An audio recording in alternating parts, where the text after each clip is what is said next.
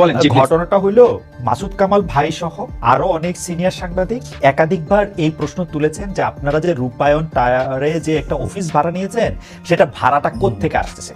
আমি শেষ করি, আপনাদের সমন্বয়কদের সাথে আপনাদের কর্মীদের মারামারি হচ্ছে, এটাকে চিহ্নিত করা যায় যে স্বার্থের সংঘাত। আপনাদের মধ্যে স্বার্থের সংঘাতটা আসলে কি? আপনারা গাড়ি চড়ছেন, বুক ফুলিয়ে আবার বলছেন আপনার মতো 1000 লোক আছে যারা আমাদেরকে গাড়ি দেয়। চাঁদাবাজি বলতে আপনারা আসলে কোন সংজ্ঞায়নের মধ্যে এটার মধ্যে ফেলেন? আপনারা সারা বাংলাদেশের কর্মসূচি করছেন, সেটা থেকে টাকা কোত্থেকে আসছে, আপনারা কিভাবে সেটা ব্যবহার করতেছেন, সেইটা স্বচ্ছতার কথা বারবার বলা হচ্ছে। সেই ব্যাপারটাকে আপনি একটু বলবেন একটু, যে এটা কেমনে হচ্ছে? ভাড়া থেকে শুরু করি আমরা, ভাড়া কোত্থেকে আসে, নাকি এইটাও অনেক লোক দিয়ে দিচ্ছে ভাড়া? মানে এমনি ভাই আমি আমার হচ্ছে আন্দোলন অভিজ্ঞতা যদি বলি, আমরা যখন হচ্ছে আপনার এই আমরা বাংলা ব্লকেট দিয়েছি, আপনি সে তখন হয়তো অন্তত জানতেন যে বিয়েতে শাহবাগে, তো তখন কি হইতো, আমি জাস্ট আমার একটা পার্সোনাল অভিজ্ঞতা বলে আমি যেটা কানেক্টেড ছিলাম, আমরা তখন হচ্ছে যে পতাকা দিয়ে সেখানে হচ্ছে আমরা গণচাঁদা তুলতাম। তো গণচাঁদা কখনো 8000, কখনো 9000, কখনো 10000, এরকম 12-13, মানে এর বেশি কিন্তু ওঠা হইতো না। তো আমাদের কিন্তু মাইকের কস্টই ছিল প্রতিদিন 8 থেকে 10,000 টাকা, শুধু মাইক আনা। তারপর হচ্ছে আমরা পানি দিতাম স্টুডেন্টদেরকে। তো মাইক পানি মিলে ধরেন যে আমার সর্বোচ্চ ক্যাপাসিটি ছিল 15 থেকে 16,000 টাকা খরচ করার, মানে রেগুলার বেসিসে।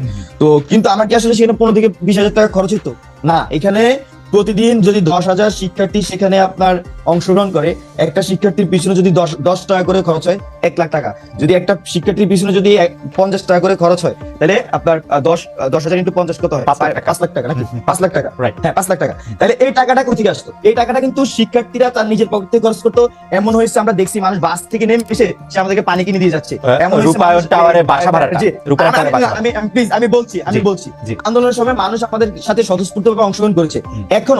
এখনো আমাদের সাথে মানুষ স্বতঃস্ফূর্তভাবে অংশগ্রহণ করছে। মানুষ আমাদেরকে কাজ করার জন্য যত ধরনের সহযোগিতা লাগে তারা কিন্তু সেটা করছে। আপনি গাড়ির প্রশ্ন করেছেন, আপনি রূপায়ণ টাওয়ারের প্রশ্ন করেছেন। আমি আপনাকে খুব স্পষ্টভাবে বলতে চাই যে আমরা এখনো যে কোনো মানুষকে যদি বলি ভাই আমাকে একটা বিষয় সহযোগিতা করেন, তারা সেটা করবে। আমি জাস্ট আপনাকে একটা উদাহরণ দিচ্ছি। আমি একটা প্রেজেন্ট উদাহরণ দিচ্ছি। এই যে আমার গায়ে যে আপনি ড্রেসটা দেখতেছেন, এটা হচ্ছে আমার হলের এক বড় ভাইয়ের। সে আমাকে, আমি এখানে বসছি কথা বলতে, সে আমাকে দিয়ে গেছে তুমি এটা পড়ো, তোমাকে ভালো লাগবে। তো আমাদের হলে থাকতে ইউনিভার্সিটি থাকতে আমরাও বহু বড় ভাইয়ের কাপড় চোপড় পরছি। জি অবশ্যই হ্যাঁ জি, শুধু কাপড় চোপড় না, আমি জাস্ট আপনাকে বলছি যে মানুষ আমাদেরকে সহযোগিতা করছে। মানুষ চায় যে একটা যারা অনেস্ট লিডারশিপ বাংলাদেশে বিল্ড করুক এবং তার মধ্যে দিয়ে বাংলাদেশ নতুন বাংলাদেশ বিল্ড হোক। এবং সেখানে ভাড়ার টাকাটা কি সহযোগিতা থেকে দিচ্ছেন, না যিনি বাড়িওয়ালা তিনি এমনি আপনাকে থাকতে দিচ্ছেন? না, বাড়িওয়ালা আমাদেরকে থাকতে দিচ্ছে না। অবশ্যই আমরা ভাড়াটা আমরা এই গণচাঁদার মাধ্যমে আমরা সেটা দিচ্ছি। গণচাঁদা এখনো তুলতেছেন আপনারা প্রতি মাসে? হ্যাঁ, আমরা হচ্ছে যে আমাদের নিজেদের থেকে কন্ট্রিবিউট করে, এছাড়া আমাদেরকে বিভিন্ন আমাদের যখন আমি ব্যক্তিগতভাবে ছাত্রশক্তি করতাম, তখন আমরা যখন ক্যাম্পাসে রাজনীতি করতাম আমাদেরকে ফান্ডিং করতো না। সেই ভাইকে চিনি, ও আগে এখানে ফেসবুক বিরোধী অ্যাক্টিভিজম করতো, তার থেকে ভাই টাকা দিতাম, ভাই 1000 টাকা দেন, ব্যানার করতে হবে, ভাই প্রোগ্রামে খরচ আছে 5000 টাকা, 2000 টাকা দেন। এইভাবে রাইট নাও সেম ভাবে। আর যখন আপনারা গণশক্তি রাজপথে ছিলেন বা আন্দোলন করতেন, তখন থেকে আপনাদের মনে হয় যে আপনারা একটু বিলাসী হয়ে উঠেছেন, এখন আপনাদের চাহিদাটা একটু বিলাসের দিকে যাচ্ছে, মানে যেমন আপনি যদি নেসেসিটি না বিলাস, সেরকম কি মনে হয়? ঠিক আছে, এখন আমি আপনাকে উদাহরণ সহ যদি বলি, আমি বাকের হচ্ছে যে ফজলক মুসলিম হলের আবাসিক শিক্ষার্থী। আমি ফার্স্ট ইয়ার থেকে হলে ছিলাম, আমার ছাত্র হল থেকে বের করে দেওয়া হচ্ছে 2023 সালে, ব্যাগ কাপড়ে বের করে আমাকে হল থেকে। তো আমি তারপর এখানে চাঙ্কাপুর মেসে থাকতাম। যখন 5 আগস্ট পরবর্তী সময় আমি 14 আগস্ট আবার এসে হলে এসেছি। হলে আমার যে রুমটা পড়াশোনার অ্যালটেড ছিল সেখানে আমি এসে উঠেছি, ওই রুমে ছিলাম। এখান থেকে শিফট করে পড়াশোনা আমাকে নিউ বিল্ডিং, মানে আমাদের যে মেইন বিল্ডিং এ পাঠিয়েছে, যে রুমে পাঠিয়েছে ঠিক সেই রুমে পড়াশোনা নিয়ে অনুযায়ী আমি থাকতেছি। তো এখানে আসলে আমার যে আকাঙ্ক্ষার কথা যদি বলি, আমার কাছে মনে হয় না যে আমার ছাত্র হিসেবে যে আকাঙ্ক্ষা সেটা আসলে খুব একটা পরিবর্তন হয়েছে, বা আপনি বিলাসী জীবনের তো প্রশ্ন আসে না। একটা এজিজুয়াল ছাত্র হলের মধ্যে যেভাবে থাকে আমি ঠিক সেভাবে থাকছি। এবং আমি মনে করছি যে আমার যে সহযোদ্ধারা তাদের তারা সেই হিসেবে তাদের এখন ধরেন যে আমার যেটুকু এফোর্ট করার ক্ষমতা আরেকজনের তার চেয়ে বেশি এফোর্ট করার সুযোগ থাকতে পারে, তার পারিবারিক তার ব্যক্তিগত ভাবে সে সেটা করতে পারে, আর কম থাকলে সে কম ভাবে। তো এখানে আমার পরিবর্তন হয় না। আমরা মনে করছি যে এখানে মানুষ আমার ব্যক্তিগত জীবন আমি তো ভেবে দেখছি আপনার এবং আপনার সহযোদ্ধাদের কোনো পরিবর্তন হয় নাই আচার আচরণে এখানে আপনি যে গাড়ির বিষয়টা উল্লেখ করেছেন সেটা যদি আমি বলি, এখানে আমাদের ইয়েদের মধ্যে আমাদের সার্জিস ভাই, হাসনাত ভাই, অনেক সময় আমিও নিজে দেখি ওনারা গাড়ি ব্যবহার করেন। তবে এগুলো তো ওনাদের ব্যক্তিগত গাড়ি না। দেখা যাচ্ছে যে একটা মানুষ কিন্তু আপনি আমি আপনাকে বলি, ধরেন যে আমাকে বাংলাদেশের কোন একটা টিভি চ্যানেল ওনারা আমাকে একদিন উত্তরা পাঠাতে, মানে উত্তরা যাওয়ার সময় তাদের গাড়ি দিচ্ছিল, আমি ব্যবহার করছি। আমি টিভি চ্যানেলকে কি দিয়েছি, মানে সাক্ষাৎকার ওনাদেরকে ওকে, দিই। তারাও তো কি ওরকম বিষয়টা টিভি হচ্ছে যে- চ্যানেলের মতো ধরেন আমি কুমিল্লা গেলাম, না, আমাকে না, একটা আমি গাড়ি দিন। আপনাকে আমি আপনাকে হ্যাঁ, আপনি এটা প্রশ্ন করতে পারেন, কিন্তু আপনাদের হয়তো আমি জানি না আপনি বাইরে থেকে জিনিসটা বাংলাদেশে ফিল করতে পারতেছেন কিনা। বাংলাদেশে অসংখ্য মানুষ আছে, শুধু আমাদের আমাদের আমাদের মানে আমরা যে এই আন্দোলনগুলির সামনে দাঁড়িয়েছিলাম, এই বিনিময় আর কিছু চাইছে না? বিনিময় আর কিছু চাচ্ছে এই না? রেসপেক্টের জন্য তারা চায় যে আমরা বাংলাদেশে দাঁড়াই এবং Okay. বাংলাদেশের মানুষ বিনিময় আর কিছু চাচ্ছে না? করি। বিনিময় আর কিছু চাচ্ছে না? বিনিময়ে তো সে তো চাই আমরা সার্ভ করি, সে তো চাই আমরা সার্ভ করি, কাকে? সে সৎ লিডারশিপ চায়, কাকে? জনগণকে কাকে? সার্ভ করি, জনগণকে জনগণকে serve serve করা- জনগণকে সার্ভ করা অবশ্যই। দিচ্ছে। ফ্যান্টাস্টিক। আমি একটু জনাব মাসুদ কামালের কাছে, জনাব মাসুদ কামাল, নতুন কোনো প্রশ্ন নেই। আমার মনে হয় যে জনাব বাকের মজুমদার অনেকগুলি প্রশ্নের আপনার জবাব দিয়েছেন, বা যে প্রশ্নগুলি আপনি তুলেছেন সেই প্রশ্নের জবাব দিয়েছেন। আপনি যদি এখন একটু কনক্লুডিং, আমরা একদম শেষ পর্যায়ে কনক্লুডিং 2 মিনিট একটু বলেন, তারপর আমরা এটা না, আমি 2 মিনিট একটা কথা বলি। সেই জিনিসটা হলো কি, এই বাকের মধ্যে যে কথাগুলি বললেন, ওনাকে একটা পরামর্শ দিব। যখন মানুষের মনে নানা রকম প্রশ্ন কিন্তু উঠে, সেই প্রশ্নগুলো আপনারা ইয়ান, এখন আপনাদের সামনে বিরাট ভবিষ্যৎ আছে। এই প্রশ্নগুলির সঙ্গে নানা রকম সন্দেহ থাকে। তারা যদি প্রশ্নগুলির জবাব না পায়, তখন সেই সন্দেহগুলো একটা বিকৃত চেহারা নিয়ে কিন্তু তাদের সামনে মনে গেঁথে যায়। সেই চেহারাটা শুভকর না। আমরা আপনাদের ওই চেহারাটা দেখতে চাই না, আপনাদের সম্পর্কে ওই ধরনের কথা শুনতে চাই না। ভাই, আমি রিকোয়েস্ট করবো, না, আমি ঠিক আছে, শেষ করি, হ্যাঁ। আমি রিকোয়েস্ট করবো মাসুদ ভাই শেষ যে করুক, আপনারা তারপরে দয়া করে- বাকের ভাইও বললেন। হ্যাঁ, যে মাসুদ বলেন, আমি আপনাদের রিকোয়েস্ট করবো যে রূপায়ণ টাওয়ারে আপনাদের বাসা নিয়ে, ভাড়া নিয়ে যেহেতু কথাটা উঠেছে, আমিও তুলেছি, আপনারা প্লিজ দয়া করে জানান আপনারা কত টাকা ভাড়া দেন, 1 নম্বর। 2 নম্বর হলো, আপনারা যদি চাঁদা হয়ে থাকেন, তাদের কাছ থেকে রসিদ নিয়ে চাঁদা নেন কিনা, সেই তালিকাটা একটু প্রকাশ করেন। এটা হলো ট্রান্সপারেন্সির জন্য প্রয়োজন। আর যে গাড়ির কথা বললেন, বিভিন্ন লোক গাড়ি চড়তে দেয়, উপহার দেয়, যে তুমি আমার গাড়িটা নিয়ে যাও, চিরদিনের জন্য নিয়ে যাও, এগুলো যে বলেন আপনারা না, এগুলো এই দেশের মানুষ শুনে অভ্যস্ত। একসময় আমরা দেখেছিলাম যে ওবায়দুল কাদের হাতে রোলেক্স টোলেক্স, বিভিন্ন ফিলিপ পাতেক, এই ধরনের নানা ধরনের দামি দামি ঘড়ি, যার দাম 30 লাখ 40 লাখ টাকা। ওবায়দুল কাদের সাহেব জবাব দিতেন, বলতেন আমাকে অনেকে গিফট আকারে দেয়, বন্ধুরা গিফট আকারে দিলাম, না করবো কেন? ভাই, গিফট কি মানুষ এমনি এমনি দেয়? এমনি দেয়? যে দেয় সে কি তার নিজের স্বার্থ আদায়ের জন্য দেয় না?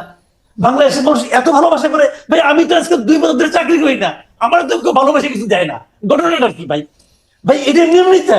আচ্ছা, এই আন্দোলনের আগে আপনারা তো অনেক দিন আন্দোলন করছিলেন, তখনও দিত, ক্ষমতা ধরার আগে দিত। কামাল ভাই, এরকম gift- কামাল ভাই, আমি ঠিক করছিলাম যে মানে এটা কোন রকম করব না, কিন্তু দর্শকদের মধ্যে কেউ কেউ জানতে চাইছেন আপনি কি একইভাবে জনাব তারেক রহমান এত বছর ধরে লন্ডনে কিভাবে থাকছেন, অবশ্যই, সেটা আপনি জিজ্ঞেস করেন। অবশ্যই। আমি এই প্রশ্ন আমি এই 5ই আগস্টের আগেও করেছি, 5ই আগস্টের পরেও করেছি। আমি Okay. বলেছি ওনার ইনকামটা কি, আমি বলেছি, আমি এখনো এই প্রশ্ন করি। Okay. ওনার বলা উচিত ওনার income কি? যেহেতু আমরা এই প্রশ্ন আমি প্রশ্ন করি, করেছি। হ্যাঁ। সাংবাদিকদের আমাদের এই প্রশ্ন করাই আমাদের দায়িত্ব। আপনি শেষ করেন কামাল ভাই। আমি বলেছি যে জয়ের ইনকাম কি, বলুক জাতির কাছে, আমরা জানতে চাই জয়ের কি ইনকাম, তারেক রহমানের কি ইনকাম, আমাদের জানার দায়িত্ব, আমরা এটা কর্তব্য মনে করি। জি। যদি ওনারা না দেন, যে তাহলে আমাদের কোনো সন্দেহ নেই। একইভাবে বিএনপি কি রসিদ দিয়ে টাকা তোলে কিনা, অবশ্যই। বিএনপির অবশ্যই। অফিসের ভাড়া কোত্থেকে দেয়, কে দেয়, এগুলি আমরা জানতে চাই তো না? অবশ্যই, কেন জানতে যাবো না? অবশ্যই চাই। এবং যদি না দেয়, আমরা সন্দেহ করব, আপনারা চাঁদাবাজি করছেন, এবং যারা চাঁদা দেয় তারা কোনো কিছু বিনিময়ে চাঁদা দেয়, এরকম ঘটনা পৃথিবীর কোথাও নাই। কামাল ভাই, আপনি তো 30 বছর না, আমি তো আমার 30 বছরের কাছাকাছি হয়েছে, আপনার তো 40 বছরের কাছাকাছি হয়েছে। আমরা কি দেখছি আচ্ছা, বিএনপি কোনো সময় জানাইছে কোন জায়গা থেকে কোন জানাই না। রসিদ করবো? ভাই, হ্যাঁ। এই জন্যই তো এই দলগুলোর উপর পরিপূর্ণভাবে আস্থা রাখতে পারি না। ওকে, আচ্ছা, এই ঠিক জন্য আছে, তো রাখতে পারি না। ঠিক আছে। আমার মনে হয় কামাল ভাই, আপনাকে ধন্যবাদ। কামাল ভাই, আপনি কি শেষ করছেন? আমরা যারা বাকের মধ্যে আনইন্টারাপ্টেড 2 মিনিট একটু শুনতে চাই একটা। জি, ভাই, জি, জি, বাকের ভাই বলেন আপনি। আমার হচ্ছে জি। আমি বলবো যে মাসুদ কামাল ভাইয়ের জন্য আমার দুঃখ হয়েছে যে ভাই নাকি গিফট পান না। তো আমার না, এই হচ্ছে দুঃখ তো আমি যে আমি আমার ভাইয়ের জন্য দুঃখ হচ্ছে। হ্যাঁ। আমার হচ্ছে যে এই যে মানে এখন তো সরকার পতন হয়েছে, তার আগে আমার পুরো লাইফ টাইমের বেশিরভাগ সময় আমি গিফটে জামা কাপড় পরে কিন্তু আমি চলছি, মানে মানুষজন ভালোবেসে, আমার বন্ধুরা আমাকে গিফট করে, মানে খুব এমন না যে আমাকে খুব দূরে মানুষ যে দিচ্ছে, আমার বন্ধুরা আমাকে গিফট করে।